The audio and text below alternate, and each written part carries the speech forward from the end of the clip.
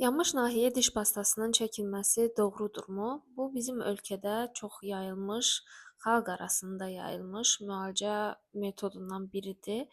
Bəs həqiqətən bunun bir faydası varmı, yoxsa bu yanlış yayılmış bir məlumatdırmı? Bu gün bunu araşdıraq.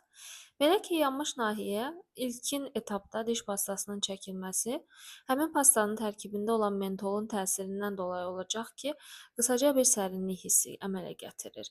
Və bu bizə düşündürür bəzi hallarda ki, okey, həmin nahiyyə sərinləyir, deməli sağalma da baş verir.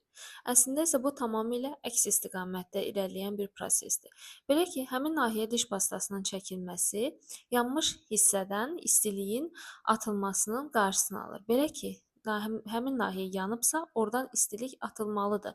Bu çox önəmlidir ki, soyusun və sağalma prosesi də başlasın. Ancaq dediyim kimi diş pastası bu istiliyi geriyə, yəni yanmış hissəyə həbs edir və bu həbs nəticəsində sağalma prosesi ləngiyir.